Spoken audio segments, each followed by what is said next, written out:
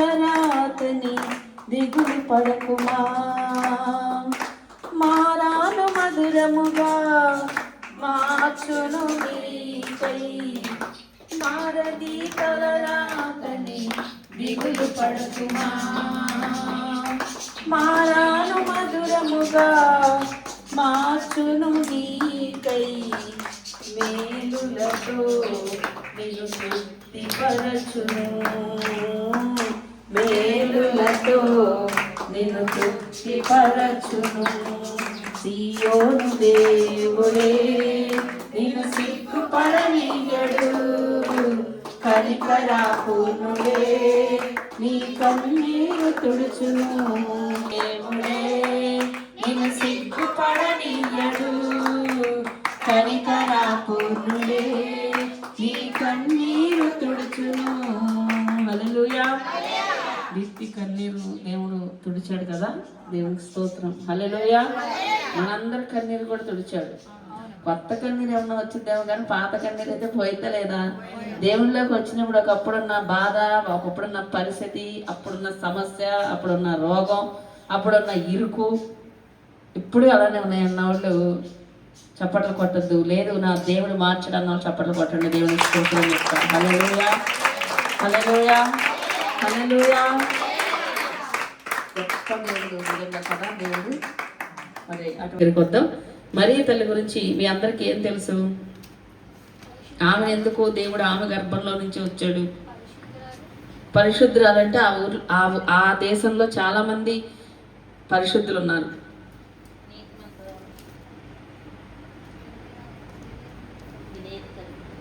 విధేయత కలిగిన స్త్రీ అంటే కన్యలుగా ఉంటే మా కడుపునే పుడతాడు యేసయ్య, ఆ లోకరక్షకుడు మా గర్భంలోనే పుడతాడు అని ఆ రోజుల్లో చాలా మంది పెళ్లిళ్ళు చేసుకోకుండా కన్యలుగా ఉండిపోయారంట. చాలా మంది కన్యలు ఉన్నారు, మరియమ్మ ఒక్కతే కాదు. కానీ దేవుడు ఈ భూమి మీదకి రావడానికి ఆయన ప్రణాళిక ఏంటంటే మరి ఒక గర్భం కావాలి. ఆ గర్భం ఎటువంటిదై ఉండాలి? ఈ లోక సంబంధమైన ఆశలు, ఈ లోక సంబంధమైన పాప తలంపులు ఇవి ఏమి కాదు. పరిశుద్ధుడు కనుక ఆమె కూడా చాలా పరిశుద్ధురాలుగా ఉండాలి. ఒకవేళ వాళ్ళు యాంత్రికంగా మిగతా వాళ్ళు కన్యలుగా ఉన్నారేమో. అంటే కొంతమంది పరిశుద్ధంగా ఉన్నారండి, ఏం చేస్తాం, బాప్తిసం తీసుకున్నాం కదా, సినిమా చూడకూడదండి, సినిమాకి వెళ్ళకూడదండి, తిట్టకూడదండి, బూతులు అని అంటారే కానీ వీళ్ళ హృదయంలో ఆ ఆలోచనలు కలిగి ఉంటారు. కానీ ఆమె అలా కాదు. ఆమెకి అసలు అలాంటి ఆలోచన కూడా లేదు. మనం ఎలా చెప్పగలమండి ఆమె అంత పరిశుద్ధులని? మీరు ఏమన్నా బ్రెయిన్లోకి వెళ్ళి చూసి వచ్చారా అంటే ఆమె యొక్క క్రియలు, ఆమె ఎటువంటి సద్గుణాలు కలిగి ఉందో చెప్తుంది. ఇప్పుడు మొదటిగా ఒకసారి లోకాసు వార్తలోకి రండి. ఆమెలో ఉన్న కొన్ని కంటిన్యూ అవుతాం. మొట్టమొదటిగా దూత చెప్పిన మాట మరియమ్మకి ఏంటిది చెప్పండి? దయ ప్రాప్తురాల అంటే పొందుకున్న, ఆమె పొందుకుంది, అర్హురాలు అని అర్థం. ప్రాప్తించింది అంటే అందుకు తగ్గ అర్హత ఆమెకు ఉంది అని అర్థం. దయా ప్రాప్తురాలా అందంట. ఏమిటి దేవుని దయ ఆమె మీద కలగడానికి అంటే ఆమెలో ఉన్న ఆ దీనత్వం ఏమిటి అనేది మనం పరిశీలన చేస్తే అక్కడ ఆమె యొక్క బాల్యం నుంచి కూడా ఆమె దేవుని మందిరంలో పరిచర్య చేసింది. ఆమె యొక్క తల్లిదండ్రులు చాలా పేద స్థితిలో ఉన్నవాళ్ళు. ఆమె కూడా పేదరాలే చెప్పాలంటే. ఇప్పుడు యేసుప్రభు వారు మరియమ్మ ముగ్గురు కలిసి ఉంటారు కదా. యేసుప్రభు వారు పుట్టాక అప్పుడు వడ్రంగి పని చేస్తున్నారంటే వాళ్ళు ఏమై ఉంటారు? పేదవాళ్ళేగా. ఆ రోజు కూలి ఆ రోజు తెచ్చుకునే వాళ్ళేగా. అంతేకాదు వాళ్ళు దేవాలయానికి వెళ్ళినప్పుడు వాళ్ళు గువ్వల జత, పామురాల జతలో తీసుకెళ్తారు. అంటే బైబిల్లో మోషే ధర్మశాస్త్ర ప్రకారం ఈ యొక్క అర్పణలు కొన్ని రకాలు ఉన్నాయి. ఈమెకి డెలివరీ అయిన తర్వాత ఆ యొక్క అంటే మీకు ఎలా చెప్తే అర్థంటే మనకి పురుడి మైలు అంటారు కదా, అలాగే దేవుడు వాళ్ళకు కొన్ని నియమం పెట్టాడు. 8వ రోజున దేవుని మందిరానికి వచ్చి వాళ్ళు కొన్ని పాప పరిహారార్థ బలి అంటే ఆ యొక్క కీడు పోవడానికి కొన్ని బలి ఇవ్వాలి. అవి ధనవంతులైతే గొర్రెలు మేకలు అలాంటివి ఇచ్చేవాళ్ళు. వీళ్ళు చాలా పేదరికంలో ఉన్నారు కనుక అక్కడ బైబిల్లో, అంటే నేను మీకు రెఫరెన్స్ చెప్పట్లా టైం లేదని, ఏమి ఇచ్చారంటే గొవ్వల జంట పావురపులు ఇచ్చారు. అంటే వీళ్ళు ఇప్పుడు దీన్ని బట్టి వీళ్ళకి స్థాయి ఏంటి? పేదవాళ్ళు. ఇప్పుడు ఆ పేదరికంలో ఉన్న మరియమ్మ ఎలా అంత దయ పొందుకోగలిగింది? ఎలా అంత పరిశుద్ధురాలుగా ఉండగలిగింది? ఈ రోజున మనం పరిశీలన చేయాలి. మరియమ్మ జీవితం మనందరికీ ఒక ఆదర్శం అండి. ఆ దినాల్లో కూడా పాపం ఉంది, పాపం లేదని కాదు. నోవహు టైంలో పాపం లేదా? నోవహు టైంలో వెచ్చలవిడి పాపం, లోతు టైంలో వెచ్చలవిడి పాపం. ఈమె కూడా ఇప్పుడు వెచ్చలవిడి పాపం ఉందా? ఇప్పుడు ఉంది, ఆ యుగంలో ఉంది, నోవహు యుగంలో ఉంది, లోతు కాలంలో ఉంది. మరియమ్మ కాలంలో లేదంటారా? 1వ శతాబ్దంలో అప్పుడు ఉంది. కానీ ఆమె మాత్రం దేవుని దయకి ప్రాప్తురాలయ్యింది. దేవుని దయ మన మీద ఉంటే మనం ఎంత ఆశీర్వదించబడిన వారంగా ఉంటాము. అంటే ఆశీర్వాదం అంటే మనం అనుకునే ఆశీర్వాదం కాదు. మేడలు, మిద్దులు, బంగారు, ఉద్యోగాలు, పెళ్ళిళ్ళు, పేరంటాలు కాదు. కానీ దేవుని ఆశీర్వాదం అనేది అది చాలా గొప్ప విషయం అండి. నేను ఒకసారి చెప్పా, దీవెన ఆశీర్వాదానికి తేడా ఏంటనేది. మీకు ఎంతమంది గుర్తుందో నాకు తెలియదు. కానీ ఇప్పుడు చదవండి మళ్ళీ. అది ఆ దూత లోపలికి వచ్చి ఆమెను చూసి, దయాప్రాప్తురాలా, నీకు శుభము, ప్రభువు నీకు తోడై ఉన్నాడని చెప్పాను. ఆమె ఆ మాటకు తొందరపడి. ఇక్కడ 29వ వచనంలో ఏమంటున్నాడంటే, ఆమె ఆలోచించుకుంటుందంట. దూత రాగానే, దేవుని దూత ఆమె దగ్గరకు వచ్చింది అంటే మీరు ఒక ఆలోచన చేయండి. మరియమ్మ భక్తి జీవితం బట్టి ఆమె దగ్గరకు వచ్చింది. సినిమా హాల్లో ఉంటే వచ్చిద్దా? ఫ్రెండ్స్తో ఉంటే పబ్కి వెళ్తే వచ్చిద్దా? దూత వచ్చి అమ్మా నీకు దయా ప్రాప్తురాలని చెప్పిద్దా? ఆమె దేవునితో సహవాసం చేసింది. పాయింట్ అక్కడ. దేవుని దూత దిగి వచ్చిన సందర్భాలు తీసుకోండి. అబ్రహాం గారి దగ్గరికి ఆదికాండం 18వ వచనంలో కూడా దేవుని దూతలు వచ్చారు కదా. అబ్రహాము ఎండవేళ గుడారం దగ్గర కనిపెట్టుకున్నాడు, దేవుని సన్నిధిలో కనిపెట్టుకుంటున్నాడు. కనిపెట్టుకుంటున్న టైంలో దేవుని దూతలు ఆయన దర్శించారు.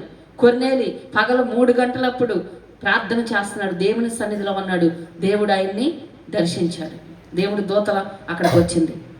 ఎక్కడైనా బైబిల్ గ్రంథంలో దేవుని దూత వచ్చింది అంటే వాళ్ళు దేవుని సన్నిధిలో గడిపే వాళ్ళ దగ్గరికే వచ్చిందండి. ఇప్పుడు మనం ఆలోచన చేద్దాం, ఈ యొక్క మరియమ్మ తల్లి ఎలా ఉంది అంటే, పరిశుద్ధురాలు ఎలా అయింది, నీతిమంతురాలు ఎలా అయిందంటే, ఆమె ఈ లోకముతో ఏమాత్రం కూడా సహవాసం లేదు. ఆమెకు అసలు లోకంతో సంబంధం లేదు, లోకంతో టచ్ లేదు. ఆమె ప్రత్యేకంగా దేవుని సన్నిధిలో మాత్రమే. అంటే దేవుడే ఆమె లోకం, దేవుడే ఆమె ప్రపంచం. అందుకే దేవుని దూత. అక్కడ అంతమంది కన్యలు ఉన్నారు, వాళ్ళందరూ పేరుకు కన్యలే, ఏ పాపం వాళ్ళు చేయలేదు. కానీ వాళ్ళ ఆలోచనలు, వాళ్ళ తలంపులు లోకంలో ఉన్నాయి. ఈమెకి ఏ ఆలోచన తలంపు లోకంలో లేదు. ఈ మైండ్ అంతా టైం దొరికితే ప్రార్థన, టైం దొరికితే దేవుని సన్నిధిలో పరిచర్య. అందుకనే దేవుడు ఈ వచనం చెప్పగానే ఆమెకి చెప్పాడు, నువ్వు గర్భవతి అవుతున్నావు, పరిశుద్ధాత్మ నిన్ను కమ్ముకుంటుంది, నువ్వు సర్వోన్నతుని కుమారుడిని నువ్వు కంటావమ్మా, ఆయనకి యేసు అని పేరు పెడతావు అని ఎన్ని దూత చెప్పగానే ఆమె పరిగెత్తుకుని ఎక్కడికి వెళ్ళింది చెప్పండి మీరు ఎవరైనా? దైవ సావుకురాలు ప్లస్ ఆమె ఆమె గర్భవతి. ఓకే, ఆమె దైవ సావుకురాలు దగ్గరికి వెళ్ళి 3 నెలలు ఆమె దగ్గర ఉండి పరిచయం చేసింది. నేనే గర్భవతిని, నేను కనబోయేది ఒక మహాప్రభువుని, లోక రక్షకుడిని, నేనెళ్ళి ఇంకెందుకు ఆమెకు చేయాలి, నేనే లోకాన్ని ఏలే రారాజుని కంటున్నాను అనే గర్వం ఆమెలో లేదు. కానీ ముందు ఈ విషయం నా దైవ సేవకురాలకి నేను చెప్పాలి, ఇంటికి వెళ్ళాలి. ఆ పక్క వచనంలో ఉంటుంది కదా, పెందల కడ లేచి. చూడండి ఆ వచనం మరి ఎక్కడికి వెళ్ళింది ఈ వచనం అంతా. ఎందుకు ఆమెలో ఉన్న క్వాలిటీస్ ఏంటంటే నేను చెప్తున్నాను. 39వ వచనం చూడండి. ఆ దినముల యందు మరియ లేచి తిరిగి వెళ్ళను. ఎన్ని నెలలు ఉందా ఆమె దగ్గర? 3 నెలలు. మనం చర్చికి వస్తే 3 గంటలు కూడా ఉండవు. అసలు ఎప్పుడు ఇంటికి వెళ్ళాలా, ఇంటికి వెళ్ళాలా, ఇంటికి వెళ్ళాలా, ఇంటికి వెళ్ళాలా, ఇదే మరి ఇంటికి వెళ్ళొద్దామా అంటే వెళ్ళాలి. ఎవరికి ఉండదు, అందరికీ పనులు ఉంటాయి. దేవుని సన్నిధికి వచ్చినప్పుడు ప్రశాంతంగా వెళ్ళాలి. తల్లి ప్రేమ నోచుకోలేదని చెప్పింది. అంత ప్రేమని మీరు అంతకన్నా ఎక్కువ చూపించే దేవుడు నాయన. ఆ కుమార్తెకి సంఘం ద్వారా మీరు ఇచ్చిన ప్రేమను బట్టి నీకు వందనాలు. ప్రతి ఆటంకాలను మీరు ఆ బిడ్డ కొట్టివేసి జయించి విజయం సాధించి నిన్ను మహింపరిచే బిడ్డగా బిడ్డ ఉండడానికి అభిషేకాన్ని దయచే. అలాగే ఆ కుమార్తెకి చక్కటి జాబ్ కూడా దయచే. అలాగే మరి ఈ గృహ యజమానులను కూడా మీరు దీవించండి నాయన. ఆ కుమార్తెని ఆ కుటుంబాన్ని ఆశీర్వదించండి. అలాగే తండ్రి నాయన ఇక్కడున్న ఇరుగు పొరుగు కుటుంబాలను దీవించండి నాయన. ఈ గృహ విషయంలో సహాయం చేసిన కుమార్తెను దీవించండి. ఈ కూటానికి పరిచయం చేసిన బిడ్డలను దీవించండి. ఈ కూటానికి హాజరైన బిడ్డలను దీవించండి. అండి నీకు వందనాలు, స్తోత్రాలయ్యా. ప్రతి బిడ్డలని మీరు సరిచేసే దేవుడు, సరిచేస్తున్న ప్రధాన యాజకుడివి అండి నాయన. ఈ కుటుంబంలో ఏమైనా లోటుపాట్లు ఉంటే సరిచేయమని ప్రార్థిస్తున్నాం అయ్యా. ఈ కుటుంబాన్ని దీవించి ఆశీర్వదించమని యేసు నామములో శుభములు దీవములు ప్రకటిస్తూ యేసు నామములో ప్రార్థిస్తున్నాము తండ్రి, ఆమేన్. పరలోకమంది మా తండ్రి, నీ నామం పరిశుద్ధపరచబడిన గాక, నీ రాజ్యం వచ్చిన గాక, నీ చిత్తం పరలోకమంది నెరవేరినట్లు భూమి మీద నెరవేరబడిన గాక. మానవ ఆహారం మీరు మాకు దయచేయండి. మా ఎడల అపరాధం చేయమని క్షమించిన ప్రకారం మా అపరాధం క్షమించు. శాంతులైన ఏకాదృష్టిని తప్పించు. రాజ్యం, శక్తి, మహిమ నిరంతరం నీవైనది. ఆమేన్. తండ్రి కుమార పరిశుద్ధాత్మ తర్వాత చెప్తా, పైకి లేకుండా ఒకసారి. కుండోనా నీ ప్రేమ అన్న కుండోనా నీ ప్రేమ అన్న తండ్రి కుండోనా నీ ప్రేమ యేసయ్యా యేసయ్యా యేసయ్యా యేసయ్యా యేసయ్యా యేసయ్యా యేసయ్యా యేసయ్యా నీ ప్రేమ ఎంతో ఎంతో మధురం. యేసు నీ ప్రేమ ఎంతో ఎంతో మధురం. యేసయ్యా యేసయ్యా యేసయ్యా యేసయ్యా యేసయ్యా యేసయ్యా యేసయ్యా యేసయ్యా. హల్లెలూయా. కుమార పరిశుద్ధాత్మ సదాకాలము ఈ కుటుంబానికి మనకి అలాగే ఇక్కడికి వచ్చిన ప్రతి బిడ్డలకి సమస్తానికి దేవుని కృప తోడైండు నడిపించును గాక. యేసు రక్తమే ప్రవేశ రక్తమే సంపూర్ణ విషయం కలుగును గాక. ఆమేన్. దేవుని స్తోత్రం. ఒక నిమిషం ప్రార్థన చేద్దాం. పరిశుద్ధుడా, ప్రేమ కలిగిన దేవా, నీకు వందనాలు, స్తోత్రాలు. ఈ కేక్ ని దీవించండి. మరి ఈ పుట్టినరోజు అయ్యా, మరి ప్రపంచమంతా కూడా ఆయనను నీ పుట్టుకని మరి సెలబ్రేట్ చేసుకుంటున్నారు. ఎందుకంటే మా కొరకు విమోచకుడు పుట్టాడు, లోకరక్షకుడు పుట్టాడు, మమ్మల్ని విమోచించేవాడు, మమ్మల్ని నరకాన్ని నుంచి తప్పించేవాడు, మాకు మార్గాన్ని ఏర్పరిచిన వాడు మాకు సెలబ్రేట్ చేసుకుంటున్నారు తండ్రి. మరి ఈ కుటుంబం కూడా ఈ రోజు ఈ రీతిగా కేక్ కట్ చేస్తుండగా ఈ కేక్ ఎంత మధురంగా ఉంటుందో వారి జీవితాల్లో కూడా నాయన అంత మధుర. ఇక్కడ ఇద్దరు నా యేసురాజు నాకై పుట్టిన రోజు, నా యేసురాజు నాకై పుట్టిన రోజు, క్రిస్మస్ పండుగ గుండె నిండుగా, క్రిస్మస్ పండుగ గుండె నిండుగా.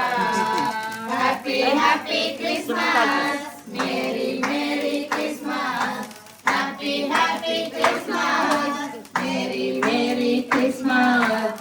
నా యేసురాజు నాకై పుట్టిన రోజు, నా యేసురాజు నాకై పుట్టిన రోజు. పరలోకమునే విడిచెను, పాపిని నన్ను కరుణించెను, పశువాలునిగా పుట్టెను, పశువుల చాలలో వింతగా. పరలోకమునే విడిచెను, పాపిని నన్ను కరుణించెను. Light off, light option.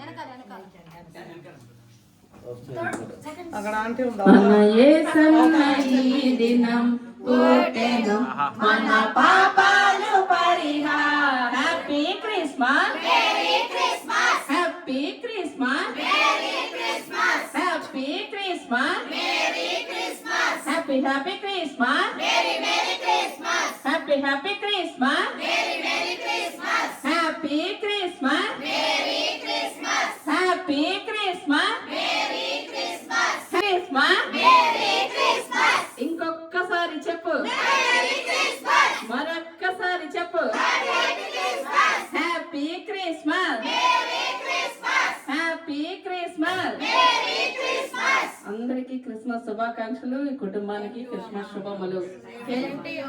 Lights on.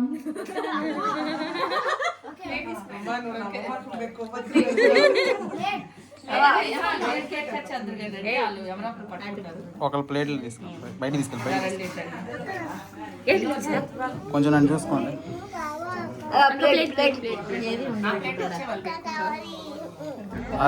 అక్క బయట తీసుకెళ్ళి పక్క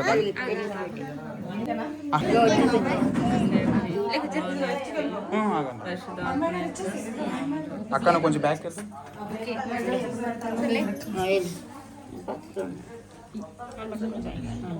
నీళ్ళు కాదు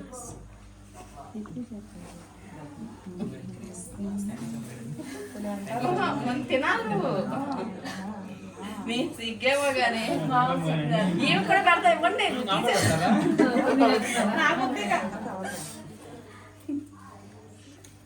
నీకన్నా ఎక్కువ ఆనందపడుతున్నాడు. ఎన్ని సెకండ్ 3 నిమిషాలు 3 నిమిషాలు పెద్దవి 3 నిమిషాలు చిన్న 3 నిమిషాలు చిన్న. ఓకే, ఇప్పుడు మీరు నాకు పెడతారు కానీ ఆ ముక్క తీసుకోండి.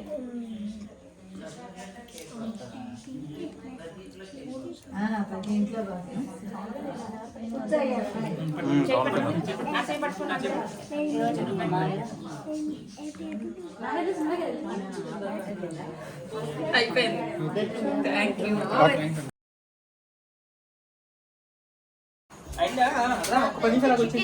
కలుపు మొత్తం కలుపు ఒకసారి.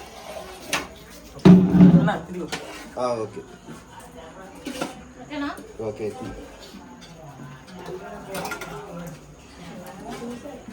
ఇది ఏంటిదండి?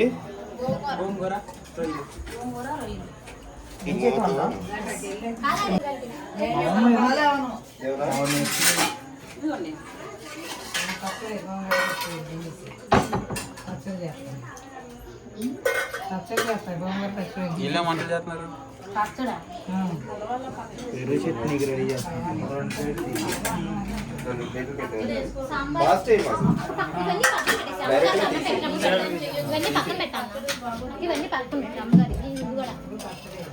పదార్థాన్ని జీవించి తెలిసిన శక్తి ఆరోగ్యాన్ని తెచ్చి 5 రెట్లు పెంచిన కాబట్టి రాశాడు.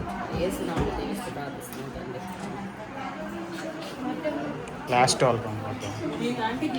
లాస్ట్లోకి బయట నుంచి వచ్చాం.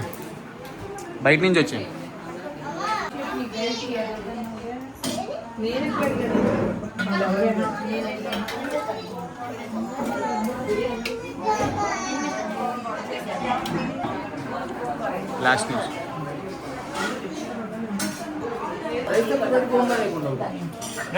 పెట్టి గోంగూర వేయద్దు.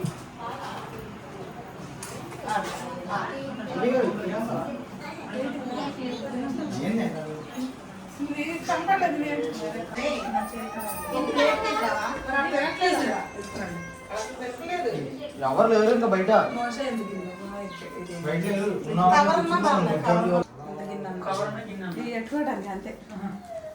మరి వీళ్ళందరూ అడగట్లేదు.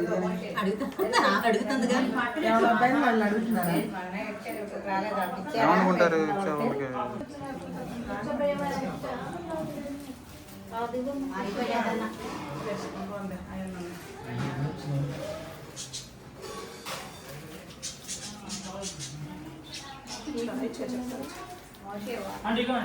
లేట్ వస్తుంది.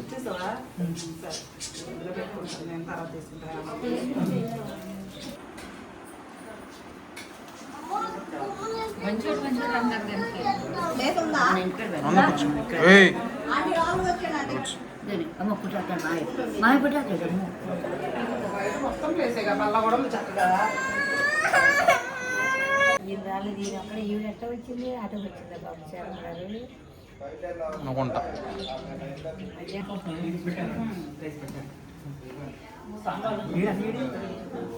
ఏడి అదే అడుగుతున్నా. ఏడి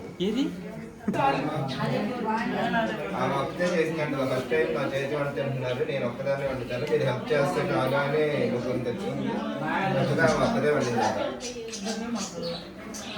చికెన్ కర్రీ తిన్నారా? గోంగూర వస్తాను, మీ దగ్గరికి వస్తాను.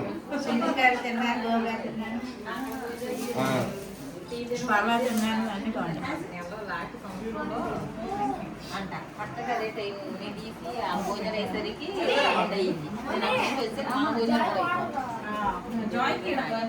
సర్వెంట్ ఎవరున్నారు జాయ్కి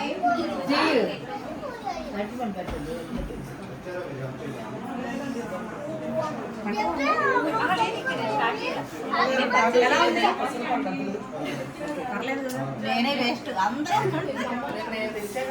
వండుతున్నారు.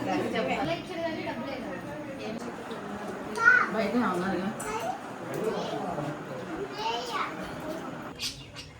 ఇప్పుడు ఆఖరిగా నేను కూడా పెట్టేసుకున్నానండి.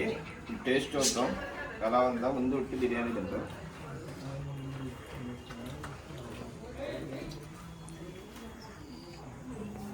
బాగుంది బిర్యానీ, వచ్చింది లైట్గా. వెజిటేబుల్ పలావ్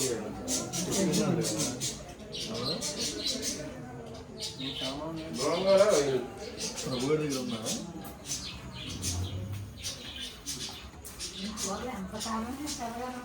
కొబ్బరి వేసినారు దానివల్ల కొబ్బరి పొడి దయ్యం కట్ చేసిందా? ఎండి కొబ్బరి వేసినారు. ఎండి కొబ్బరి మనమే మిక్సీ పెట్టి చేస్తాం. అందరూ ప్లేట్ చూపించాలి.